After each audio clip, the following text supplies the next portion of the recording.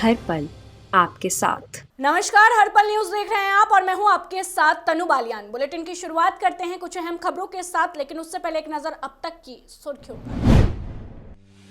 मथुरा दौरे पर पहुंचे गृह मंत्री अमित शाह, बांके बिहारी मंदिर में की पूजा, बोले एसपी की सरकार में गुंडाराज था। प्रयागराज में छात्रों की पिटाई पर एसएसपी का वीडियो वायरल, अब तक 1000 लोगों पर लिखी गई एफआईआर, लाठीचार्ज करने वाले 6 पुलिसकर्मी सस्पेंड। यूपी में 15 फरवरी तक स्कूल कॉलेज रहेंगे बंद, जारी रहेगी ऑनलाइन कक्षाएं, प्रदेश में तेजी से बढ़ रहे हैं कोरोना के मामले। हरीश रावत अब रामनगर की सीट छोड़ लालकुआं से लड़ेंगे, कांग्रेस ने 10 प्रत्याशियों की सूची जारी की, हमेशा रामनगर से चुनाव लड़ते आए हैं हरीश रावत। गणतंत्र दिवस के बाद सभी नेता विधानसभा चुनाव में लग गए हैं। पार्टियों ने भी चुनाव प्रचार तेज कर दिया है।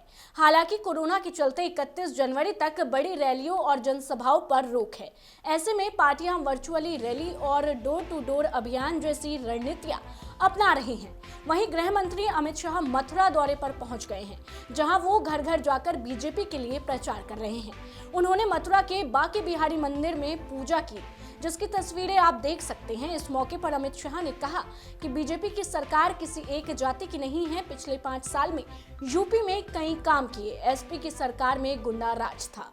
भारतीय जनता पार्टी की सरकार देखने के पहले उत्तर प्रदेश ने लंबे कालखंड तक सपा बसपा सपा बसपा सपा सपा बसपा सरकारें देखी। सपा आती थी, एक जाति का काम करती थी, बसपा आती थी, दूसरी जाति का काम करती थी। कभी भी उत्तर प्रदेश का संपूर्ण विकास का नक्शा किसी ने खींचा ही नहीं। ये तो नरेंद्र मोदी जी के प्रधानमंत्री बनने के बाद, योगी आदित्यनाथ के मुख्यमंत्री बनने के बाद सबका साथ, सबका विश्वास और सबका विकास का सूत्र है। ये जो सरकार है भारतीय जनता पार्टी की, ये सरकार जो भारतीय जनता पार्टी की है, वो किसी एक जाति की नहीं, संपूर्ण समाज की। उत्तर प्रदेश विधानसभा चुनाव के चौथे चरण के लिए गुरुवार से नामांकन की प्रक्रिया शुरू हो चुकी है।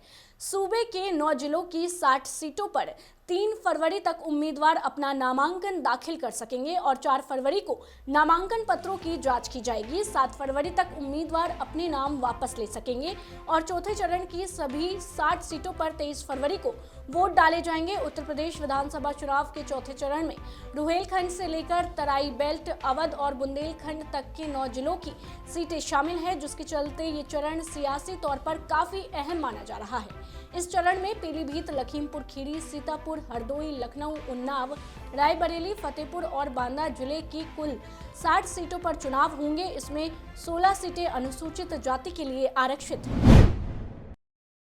यूपी चुनाव के लिए कांग्रेस ने अपने उम्मीदवारों की तीसरी लिस्ट जारी कर दी है। पार्टी की तरफ से इससे पहले भी कई उम्मीदवारों का ऐलान किया जा चुका है। वहीं अब पार्टी ने 79 और प्रत्याशियों की घोषणा कर दी है। कांग्रेस ने दूसरे और चौथे चरण के लिए अपने उम्मीदवार मैदान में उतारे हैं। यहां भी पार्टी की तरफ से महिलाओं पर दांव चला गया है।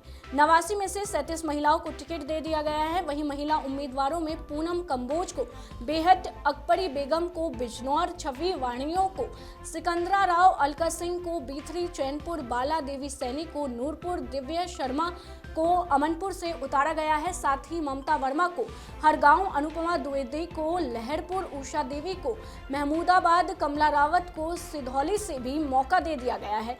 बता दें, अब तक पार्टी ने कुल 109 महिला उम्मीदवारों को चुनावी मैदान में उतार दिया है। प्रियंका गांधी पहले ही कह चुकी है कि वे इस बार 50% महिला उम्मीदवारों को मौका देने जा रही हैं। उत्तर प्रदेश के प्रयागराज में रेलवे भर्ती board non technical popular category भर्ती परीक्षा के परिणाम में गड़बड़ी को लेकर बवाल हुआ था। इस मामले में पुलिस ने करीब 1000 लोगों के खिलाफ मुकदमा दर्ज किया और छात्रों पर लाठीचार्ज करने वाले 6 पुलिसकर्मियों को निलंबित कर दिया है। इसके साथ ही आक्रोशित छात्रों को मनाने की कमान खुद प्रयागराज एसएसपी अजय कुमार ने संभाल ली है। बुधवार की शाम एसएसपी अजय कुमार छात्रों के बीच पहुंचे और भरोसा दिलाया कि बेगुनाह छात्रों पर कोई कार्रवाई नहीं की जाएगी। ये पूरा प्रकरण थाना कर्नलगंज, जनपद प्रयागराज का है। इसमें पुलिस को सूचना मिली थी कि प्रयाग स्टेशन के पास 1000 की संख्या में छात्र उपद्रव कर रहे हैं और रेलवे ट्रैक पे आकर के उसको जाम कर दिए हैं और इसमें से कुछ लोग रेलवे में तोड़फोड़ कर सकते हैं और रेलवे इंजन में आग लगा सकते हैं। इस गंभीर सूचना पे पर्याप्त पुलिस बल दंगा निरोधक उपकरणों के साथ पूरी तैयारी के साथ प्रयाग स्टेशन पहुंचा था और काफी हिकमत अमली से कार्रवाई करते हुए छात्रों को वहां से भगा दिया गया था। इन उपद्रवी छात्रों में से तमाम ने पुलिस के ऊपर पथराव किया था और पथराव करते हुए ये आसपास के जो लॉज थे जिसमें ये रहते हैं उनमें जाकर छुप रहे थे। उसके बाद निकल कर आते फिर से पथराव करते थे। इस मामले में पुलिस उनके लॉज में जाकर के उनको बाहर निकालने का प्रयास कर रही थी। इसी दौरान कुछ पुलिसकर्मियों ने अनावश्यक बल भी प्रयोग किया, ऐसा वीडियो में दिखाई दे रहा है। उत्तर प्रदेश चुनाव से पहले एक दूसरे पर आरोप प्रत्यारोप का दौर तेज हो गया है। बुलंदशहर के पूर्व विधायक और बाहुबली नेता श्री भगवान शर्मा गुड्डू पंडित ने पूर्व यूपी सीएम कल्याण सिंह के बेटे पर उनका नामांकन रद्द करवाने का आरोप लगाया था। गुड्डू पंडित ने कहा कि एटा से सांसद राजवीर सिंह राजू भैया ने उनका नामांकन रद्द करवाया है। देवाई सीट से बीएसपी से 2 बार विधायक रहे गुड्डू पंडित ने हाल ही में समाजवादी पार्टी का दामन थामा था। हालांकि सपा ने टिकट देने से इनकार कर दिया था। इसके बाद गुड्डू पंडित ने शिवसेना के उम्मीदवार के तौर पर पर्चा दायर किया था। इस नामांकन में फॉर्म बी न शामिल होने के कारण चुनाव आयोग ने उनका नामांकन रद्द कर दिया था। बी फॉर्म नहीं लगा सकता था मैं, जब मुझे पार्टी ने सिंबल दिया। झूठा आरोप है। राजू भैया की राजनीतिक हत्या हो जाती बीजेपी में, इसलिए उन्होंने मेरी राजनीतिक हत्या की है और वो मुझे मरवा भी सकते हैं, मेरा कुछ भी करवा सकते हैं, क्योंकि उन्होंने समाजवादी में जाकर के भी मेरी टिकट कटवाने का काम किया और पूरे शासन प्रशासन ने मिलकर के राजू भैया से मेरी टिकट कटवाई है। आप सब भली भांति जानते हैं मैं इतना बेवकूफ नहीं था, क्योंकि पूरी बीजेपी ने, पूरी सरकार ने और राजू भैया ने मिलकर के मेरे साथ अन्याय किया है, अत्याचार किया है मेरे साथ, नाइंसाफी की है मेरे साथ, मेरे क्षेत्र की जनता के साथ, मेरे कार्यकर्ताओं के साथ, शिवसेना के साथ मेरे साथ नाइंसाफी की है पूरी। 26 जनवरी को दिल्ली में जाट सांसद और प्रवेश वर्मा के आवास पर अमित शाह वेस्ट यूपी के 15 जिलों के 253 जाट नेताओं के साथ बैठक की। बैठक में बीजेपी मंत्री, सांसद, विधायक और बीजेपी कार्यकारिणी में शामिल जाट नेता ही मौजूद रहे। बीजेपी ने जाट नेताओं के सहारे पश्चिमी यूपी में फतेह की रणनीति बनाई है। बीजेपी ने यूपी के लिए अब की बार 300 पार का नारा दिया है। पार्टी को सत्ता में वापसी के लिए पश्चिमी यूपी में बड़ी संख्या में सीटें जीतना जरूरी होगा। यूपी के बुलंदशहर में बीएसपी प्रत्याशी मानवीर गुज्जर के कार्यक्रम में आचार संहिता की धज्जियां उड़ाई गई। जनसंपर्क कार्यक्रम के दौरान कोविड गाइडलाइंस का भी उल्लंघन हुआ। इस कार्यक्रम में लोग बिना मास्क और बिना सोशल डिस्टेंसिंग के नजर आए। आपको बता दें कि बसपा प्रत्याशी मनवीर गुज्जर समर्थकों के साथ सिकंदराबाद में जनसंपर्क कर रहे थे, जिसमें कोरोना के सभी नियमों का उल्लंघन हुआ। निर्वाचन आयोग के इतने सख्त निर्देश के बाद भी कार्यक्रम में जमकर भीड़ जुटी। बीएसपी प्रत्याशी के इस जनसंपर्क कार्यक्रम का वीडियो सोशल मीडिया पर वायरल हो रहा है। कोरोना की तीसरी लहर को देखते हुए उत्तर प्रदेश सरकार ने राज्य में एक बार फिर स्कूल कॉलेजों को बंद रखने का फैसला किया है।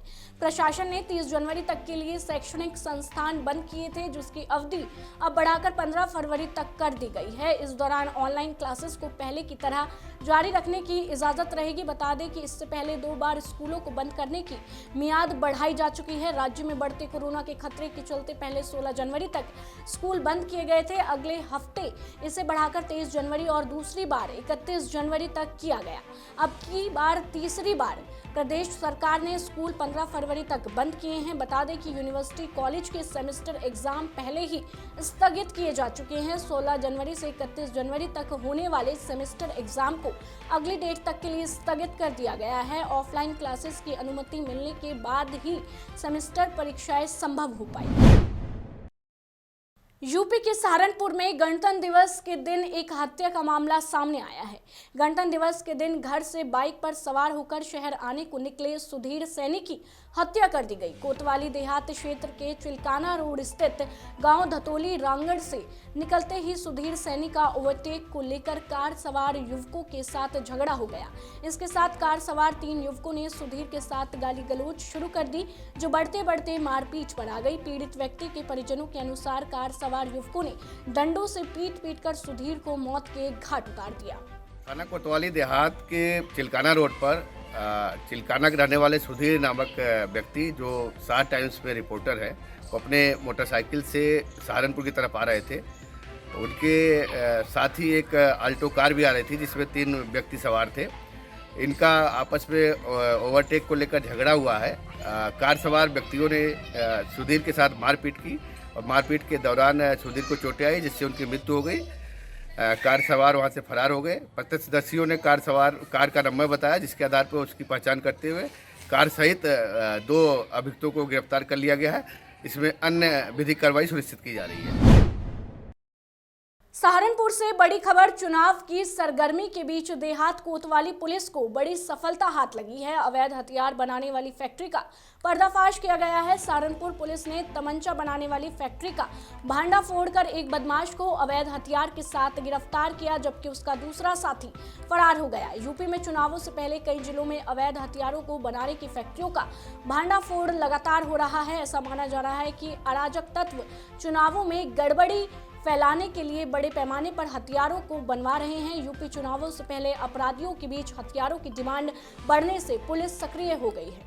थाना कोतवाली देहात पुलिस ने एक तमंचा बनाने वाली फैक्ट्री का पर्दाफाश किया है, जिसमें कुल 21 तमंचे बने अधबने मिले हैं वहाँ पे फैक्ट्री में। एक बदमाश गिरफ्तार हुआ है जो वहाँ पे काम कर रहा था। इसका एक साथी अभी फरार है, जिसकी हम तलाश कर रहे हैं। और ये अच्छा बदमाश है। इसके ऊपर करीब 1 दर्जन से अधिक मुकदमे पहले से भी दर्ज हैं। और जितने भी उपकरण होते हैं तमंचा बनाने के, सब उसके पास से बरामद हुए हैं। और इससे अभी हम लोग और पूछताछ कर रहे हैं। तमंचा का काम बनाने का काम इधर ये बहुत तेज़ी से कर रहा था। रोज़ 3 से 4 तमंचे तैयार कर रहा था। और अभी इसने कहाँ इन तमंचों की सप्लाई कर रहा है, इसके पूरी चेन का हम पता कर रहे हैं और उनको भी आगे और गिरफ्तारियाँ और बरामदगियाँ होगी। खबर बुलंदशहर से है, जहां बीजेपी प्रत्याशियों और बीजेपी विधायकों का विरोध किया जा रहा है। आपको बता दें कि बीजेपी विधायक संजय शर्मा के जनसंपर्क के दौरान ग्रामीणों ने बसपा प्रत्याशी रामेश्वर लोधी जिंदाबाद के नारे लगाए। बीएसपी प्रत्याशी रामेश्वर सिंह लोधी अनूप शहर विधानसभा सेटस पर सर्व समाज का समर्थन मिल रहा है। वहीं ये नारेबाजी की वीडियो सोशल मीडिया पर वायरल हो रही है। यूपी विधानसभा चुनाव के वर्चुअल होने से फूल व्यवसायी काफी परेशान हैं। कोरोना और आचार संहिता के चलते अब नेताओं के स्वागत के लिए फूल मालाओं का इस्तेमाल काफी कम हो गया है। इस वजह से चुनाव में फूल की बिक्री कम हो गई है। इसके साथ ही कोविड नियमों के चलते बड़ी शादियां भी नहीं हो रही हैं। फूल व्यवसायियों के लिए खर्च निकालना भी मुश्किल हो गया है। पहले चुनाव के दौरान एक दिन में 1000 मालाएं तक बिक जाती थी और इनमें से ज्यादातर बड़ी गुलाब की माला होती थी। गेंदा और गुलाब मिलाकर बनी माला भी बहुत डिमांड में रहती थी। इस बार के चुनाव में बड़ी रैली नहीं हो रही है और नेताजी भी 1-2 माला डालकर भीड़ में खुद की पहचान अलग कर लेते हैं। कोरोना के चलते कार्यकर्ता अब सिर्फ नमस्ते करके ही अभिवादन। माघ मेले का प्रमुख और तृतीय स्नान पर्व मौनी अमावस्या 1 फरवरी 2022 को है। इस दिन संगम पर स्नान दान करने आने वाले श्रद्धालुओं की संख्या लाखों में होती है। लिहाजा प्रशासन ने इसकी तैयारियां अभी से शुरू कर दी है।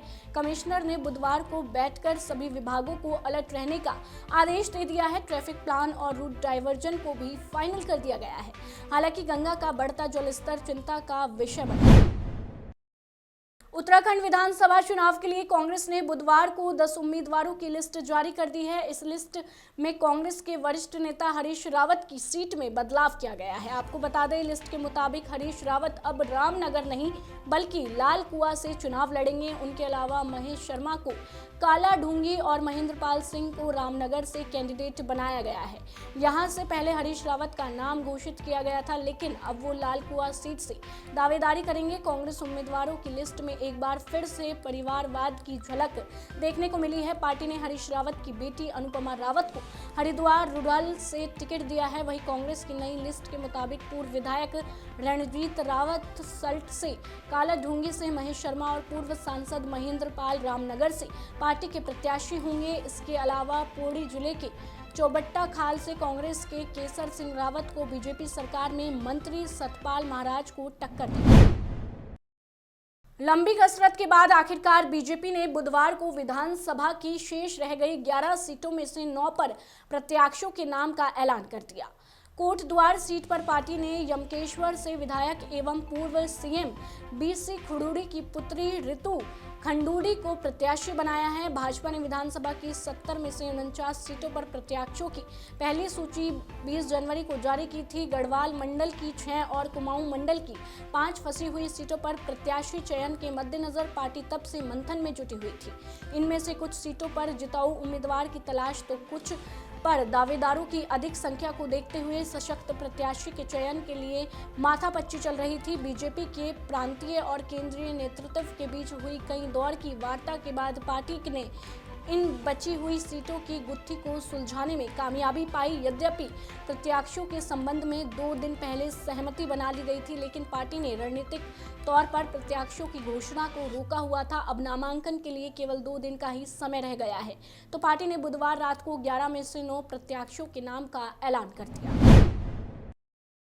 विधानसभा चुनाव के लिए बीजेपी ने प्रत्याशियों की दूसरी सूची जारी कर दी है, जिसमें पार्टी ने कुमाऊं के 2 सिटिंग विधायकों का टिकट काट दिया है। विधायक राजकुमार ठुकराल शायद ये पहले ही भाप गए थे कि पार्टी उनका टिकट काट सकती है। बीते दिनों विधायक ठुकराल के कई विवादित ऑडियो वायरल हुए थे और मामला हाईकमान तक पहुंच गया था। तब ठुकराल ने प्रेस कॉन्फ्रेंस बुलाकर सफाई देते हुए कहा था कि उनकी छवि को दूषित करने के लिए ऑडियो वायरल किए जा रहे हैं। उनका कहना था कि पार्टी हाईकमान के सामने मैंने अपना पक्ष रख दिया है, जांच में सब कुछ साफ हो जाएगा। वहीं इस प्रकरण को लेकर विधायक ने अज्ञात लोगों के खिलाफ रिकॉर्डिंग भी दी थी, लेकिन उनका कोई भी पैतरा काम ना आया। रुद्रपुर से लगातार 2 बार बीजेपी से विधायक चुने गए राजकुमार ठुकराल अपने बयानों को लेकर अक्सर सुर्खियों में रहते हैं। संगठन विरोधी गतिविधियों के उनके कई ऑडियो इंटरनेट मीडिया में वायरल हो चुके हैं। विधानसभा चुनाव के लिए बीजेपी 2 फरवरी को अपना मैनिफेस्टो जारी कर सकती है। आपको बता दें, मैनिफेस्टो को मुख्यमंत्री पुष्कर सिंह धामी और केंद्रीय मंत्री नितिन गडकरी जारी कर सकते हैं। बता दें कि विधानसभा चुनाव के लिए बीजेपी ने अब तक 70 में से 49 सीटों पर अपने उम्मीदवार घोषित कर दिए हैं, जबकि 11 सीटों पर जल्द ही नाम का ऐलान हो सकता है। वहीं उत्तराखंड की राजनीति को लेकर कई मिथक लंबे समय से चल रहे थे। यहां राज्य गठन के बाद कोई भी मुख्यमंत्री दोबारा सरकार नहीं बना पाया है। ऐसे में वर्तमान सीएम पुष्कर सिंह धामी पर इस मिथक को तोड़ने का दबाव बना हुआ है। मुख्यमंत्री धामी को खटीमा विधानसभा क्षेत्र से एक बार फिर कांग्रेस के कार्यवाहक अध्यक्ष भुवन चंद्र कापड़ी के खिलाफ मैदान में उतारा गया है। बता दें कि 2017 के विधानसभा चुनाव में धामी ने कापड़ी को करीब 2709 मतों के कम अंतर से हराया। उत्तराखंड में चुनावी सरगर्मियां चल रही हैं। आचार संहिता लागू होने के कारण धरना प्रदर्शन भी रोका है। ऐसे में तमाम कर्मचारी संगठन भी अपनी समस्याओं और मांगों को लेकर डिजिटल माध्यम से आवाज बुलंद कर रहे हैं। प्रदेश में हजारों श्रमिकों ने पुरानी पेंशन बहाली के मुद्दे को ट्विटर के माध्यम से उठाने का ऐलान किया है। नई पेंशन योजना से प्रभावित देश भर के लाखों श्रमिक राज्य व केंद्र सरकार के खिलाफ महाअभियान चलाएंगे। आगामी 1 फरवरी को ट्विटर पर पोस्टर के माध्यम से पुरानी पेंशन बहाली की मांग उठाई जाएगी। राष्ट्रीय पुरानी पेंशन बहाली संयुक्त मोर्चा के राष्ट्रीय अध्यक्ष बीपी सिंह रावत ने कहा कि 5 राज्यों में विधानसभा चुनाव को देखते हुए पुरानी पेंशन बहाली मांग मुद्दा सबसे अहम है। सभी कार्मिकों को इंटरनेट मीडिया पर सक्रियता बढ़ाने को कहा है। फेसबुक, ट्विटर आदि हर पोर्टल पर विशेष रूप से भागीदारी कर आंदोलन को धार दी जाएगी। उत्तराखंड में पिछले 24 घंटे में कोरोना के 2904 नए मामले सामने आए हैं, जबकि 4 कोरोना संक्रमितों की मौत भी हो गई है। दूसरी ओर बुधवार को 1241 मरीजों ने कोरोना से जंग जीत ली। स्वास्थ्य विभाग की ओर से जारी जानकारी के मुताबिक उत्तराखंड में सामने आए 2904 नए मामले हैं। प्रदेश में अब 32,880 एक्टिव कोरोना केस है, जिनमें सर्वाधिक 14,387 केस देहरादून जिले के हैं। प्रदेश के कोविड में अनाथ हुए बच्चों को आपदा राहत राशि मिलेगी। बाल स्वराज पोर्टल पर 25 जनवरी 2022 तक उत्तराखंड के इस तरह के 162 बच्चे पंजीकृत हैं। जिला कार्यक्रम अधिकारी, बाल विकास परियोजना अधिकारी व ICDS सुपरवाइजर की टीम बनाकर ऐसे बच्चों का सर्वेक्षण किया जाएगा। ये देखा जाएगा कि इन बच्चों को आपदा राहत राशि मिली या नहीं मिली। यदि इन बच्चों को ये राशि नहीं मिली तो उन्हें राशि उपलब्ध कराई जाएगी, जबकि 1 फरवरी तक इस संबंध में रिपोर्ट सचिव आपदा प्रबंधन को उपलब्ध कराई जाएगी। उत्तराखंड में सामने आए 2,904 नए केस। प्रदेश में अब तक 32,880 एक्टिव कोरोना केस, जिनमें सर्वाधिक 14,887 केस देहरादून जिले में हैं। प्रदेश के कोविड में अनाथ हुए बच्चों को आपदा राहत राशि मिलेगी। बाल स्वराज पोर्टल पर 25 जनवरी 2022 तक उत्तराखंड के इस तरह के 162 बच्चे पंजीकृत हैं। कोरोना से अनाथ हुए बच्चों को लेकर राज्य में जिला कार्यक्रम अधिकारी, बाल विकास परियोजना अधिकारी व ICDS सुपरवाइजर की टीम बनाकर ऐसे बच्चों का सर्वेक्षण किया जाएगा। आज उत्तराखंड के कुछ हिस्सों में सुबह के समय घना कोहरा रहने की संभावना है। उत्तराखंड के ऊपरी इलाकों में हल्की बारिश और बर्फबारी संभव है। भारत मौसम विज्ञान विभाग के अनुसार अगले 3-4 दिनों के दौरान उत्तराखंड में शीतलहर की स्थिति रहेगी। आज उत्तराखंड में अलग अलग जगहों पर सुबह के घंटों में घने कोहरे की स्थिति बने रहने की संभावना है और उसके बाद ये कम हो जाएगा। राजधानी देहरादून और आसपास के ज़्यादातर इलाकों में घने कोहरे की संभावना है। इससे मध्यम हवाओं ने शीतलहर की स्थिति पैदा कर दी है। वहीं चारधाम सहित राज्य के ऊंचाई वाले इलाकों में कड़ाके की ठंड जारी है। मौसम में पल पल हो रहे बदलाव की वजह से ठंड और बारिश ने लोगों का जनजीवन अस्त व्यस्त कर रखा है। मौसम विभाग के मुताबिक उत्तर भारत के ज्यादातर राज्यों में अभी भी ठंड से कुछ दिन और राहत न मिलने की उम्मीद है। फिलहाल के लिए इस बुलेटिन में बस इतना ही। देश दुनिया की तमाम खबरों को जानने के लिए आप जुड़े रहिए हमारे साथ और देखते रहिए हर पल न्यूज़।